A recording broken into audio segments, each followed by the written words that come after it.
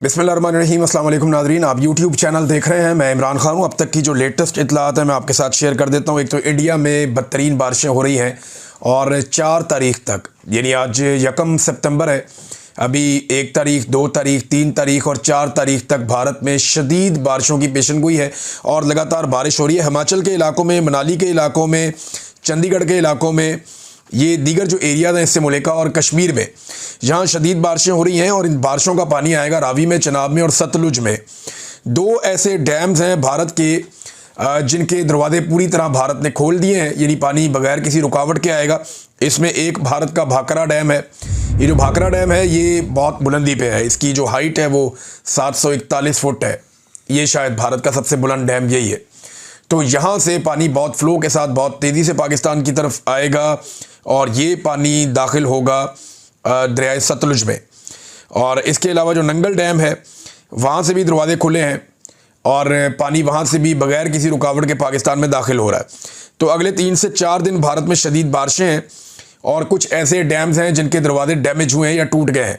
अब वहाँ पे पानी के फ़्लो को नहीं रोका जा सकता, तो पानी पाकिस्तान में बहुत तेज़ी से आएगा। फिर पाकिस्तान की हुकूमत या ब्यूरोक्रेसी बाद में ये कहते हैं, बहाने बनाते हैं कि हमें पता नहीं था, तो हम वक्त से पहले आगाह कर रहे हैं। और ये सोशल मीडिया की कामयाबी है, डिजिटल मीडिया की मेहरबानी है कि उन्होंने भारत से आने वाली एक एक रिपोर्ट पाकिस्तान में पहले आगाह किया। क्योंकि देखें, सोशल मीडिया का दौर है, भारत के अंदर भी लोग सोशल मीडिया इस्तेमाल करते हैं। वो वहाँ से वीडियोज़ बनाते हैं, बताते हैं यहाँ पे तो ज्ञानी आ गई, हम इस इलाके में मौजूद हैं, इस जगह पे मौजूद हैं, और वहाँ से हमारे लोग देखते हैं और वो फिर सोशल मीडिया पे आगाह करते हैं कि ये पानी का रैला आ रहा है। अब गूगल के ऊपर मैप अवेलेबल है कि ये रैला किस तरफ आना है, सबको आइडिया हो जाता है।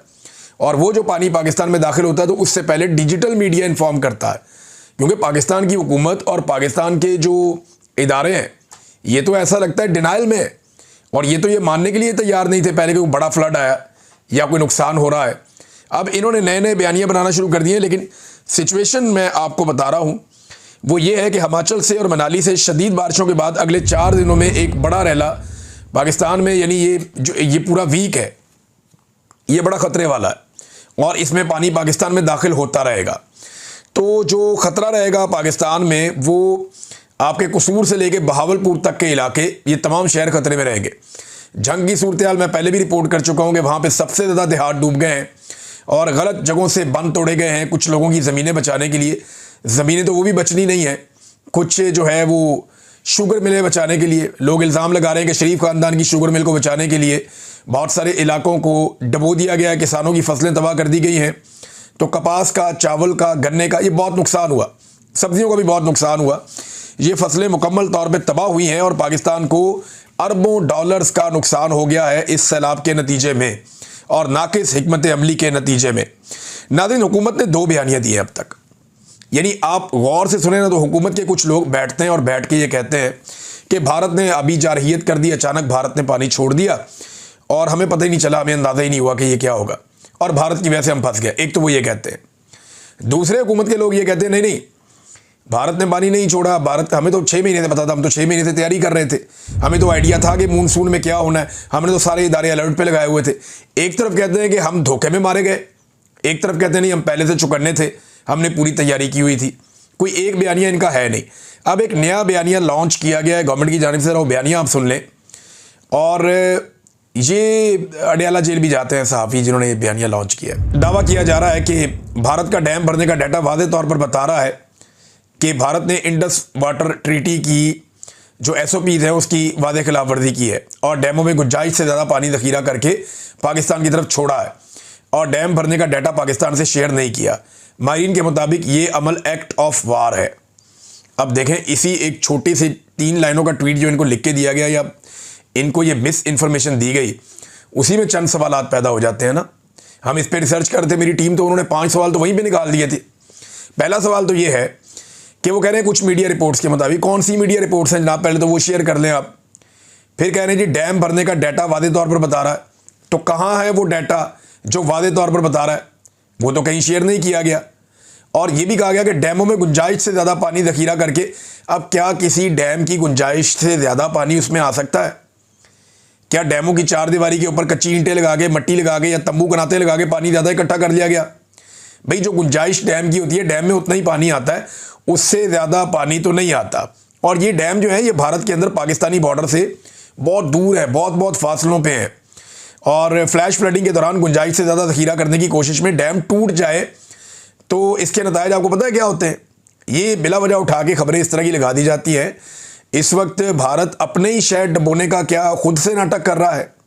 भारत के अंदर सैलाब आया हुआ है, वहाँ पे जो है वो पंजाब में, हिमाचल में, हरियाणा में यहाँ सैलाब आया हुआ है और उस सैलाब से भारत में नुकसान हो रहा है। वहाँ के लोग रेस्क्यू कर रहे हैं, वहाँ की गवर्नमेंट भी काम कर रही है, वो भी परेशान है। तो क्या वो अपने मुल्क को डुबोगे फिर पाकिस्तान के मुल्क को डुबोएंगे? वहाँ एक बहुत बड़ी आबादी है, करोड़ों की आबादी है, शायद इतने ही लोग जितने पाकिस्तान में रहते हैं, लगभग इतने ही है या शायद इससे ज़्यादा है। तो भारत क्या इतना बड़ा रिस्क ले सकता है? इतना बड़ा मुल्क नहीं, ऐसा नहीं है। ये भारत के अंदर भी सैलाब आया, ये बारिशें हद से ज़्यादा हुई हैं। हमारी तैयारी कोई नहीं थी। हमें लगता था कि रावी से कभी पानी आना ही नहीं, हमें लगता था सतलुज में कभी पानी आना। तैयारी नहीं करते ना कभी, हमने कभी तवज्जो ही नहीं दी इन बातों की तरफ। इमरान खान ने कहा था मैंने यहाँ पे बड़े बड़े ज़ख़ीरे बनाने हैं पानी के, ताकि कभी फ्लड्स आए तो उन्हें कंट्रोल किया जा सके। तो तब सारे हंसते थे कि यहाँ कब फ्लड आएगा। वो रूडा के जरिए इमरान खान तब क्या करना चाह रहे थे? ये इलीगल सोसाइटियों को ख़त्म करना चाह रहे थे। जो रावी बेड के ऊंचे इलाके हैं वहाँ पे वो कहते हैं आबादी बनाओ, जो नीचे है वहाँ पे आबादी मत बनाओ। वो नए जंगल लगाना चाह रहे थे, कंक्रीट के बने हुए पक्के बंद बनाना चाह रहे थे ताकि पूरा लाहौर शहर और उसकी सराउंडिंग महफूज रहे। ये था उनका मनसूबा। उनके जाने के बाद अंधाधुंध इन्होंने बांट दिए रेजिडेंशियल सोसाइटियों को NOCs, और उसके नतीजे में देखें क्या हुआ। आपके सामने ना जो कुछ हुआ तो वो इन्होंने किया ना। तो अब जनाब ये बयानियां बना रहे हैं कि डैम भरने का डाटा पाकिस्तान ने शेयर नहीं किया। पहली लाइन में कह रहे हैं कि डाटा ये बताता है, अगली लाइन में कह रहे हैं कि डाटा ही शेयर नहीं किया। तो फिर अगर शेयर नहीं किया तो वो कौन सा डाटा बताता है? ये अजीबोगरीब चीज़ें की जा रही हैं। एक्ट ऑफ वार है, माहिरीन कह रहे केड़ा एक्ट ऑफ वार है भाई? बारिश ज़्यादा हो गई है, वो ज़रा आपसे बेहतर मैनेज कर रहे हैं चीज़ों को, आपसे नहीं मैनेज हो रहा। उन्होंने बेशुमार डैम बना के पहले ही पानी जमा किया हुआ था, अब वो पानी निकाल रहे हैं और आपको तकलीफ हो रही है। मैं ये नहीं कह रहा कि भारत पाकिस्तान के साथ कोऑपरेट कर रहा है, मैं ये कह रहा हूँ कि पाकिस्तान के साथ कोऑपरेट नहीं कर रहा। भारत से आप क्या उम्मीद करेंगे? अच्छे की उम्मीद आप उनसे कैसे कर सकते हैं? अभी आपने उनके तैयारे गिराए तो वो आपको प्रसाद तो खिलाएंगे नहीं। तो आपको तो अपने आप से उम्मीद रखनी थी, तैयारी करनी थी। टके की इनकी तैयारी नहीं थी। हालात क्या हैं मैं ज़रा आपके साथ यहाँ पे शेयर करता हूँ। इस वक्त हुकूमत की तवज्जो इस बात के ऊपर है कि दिन रात जो है वो डब्बे बनाए जा रहे हैं, बाकायदा डिज़ाइन करके तमाम जो अफसरान हैं उनको भिजवाया गया है कि आपने खाना और राशन मरीम नवाज़ की इस फ़ोटो के साथ ये लिख के इस तरह आपने बांटना है। अंदाज़ा करें, लोगों को खाना खिलाने पे तवज्जो नहीं है, अपनी तशहीर करने पे तवज्जो है। और भाई लाखों करोड़ों लोग अगर भूखे हैं, उनमें से चंद हज़ार को खाना खिलाते हैं, वो भी ये मीडिया के ऊपर उसकी टका के तशहीर करते हैं और दिखाते हैं दुनिया को जनाब मरीम नवाज़ का फ़ोटो हमने चिपका दिया। और मैंने आपको पहले दिन बताया था कि ये खुद पसंदी का शिकार ज़हनी मरीज़ हैं। ये लोग यही हरकतें करेंगे और इन्होंने वही हरकतें की है। जापान के अंदर पहले टिकटॉक बनाए, अब वापस आके यहाँ पे रोज़ाना अपने टिकटॉक बनाने के चक्कर में ये लोगों को भी जलील करते हैं, हत्ता कि इन्होंने जानवरों को भी जलील कर दिया है। लेकिन इनको एक बात का आइडिया नहीं है, सोशल मीडिया का दौर है। यहाँ पे ये कोई 80 या 90 की दहाई नहीं है, ये सोशल मीडिया का दौर है।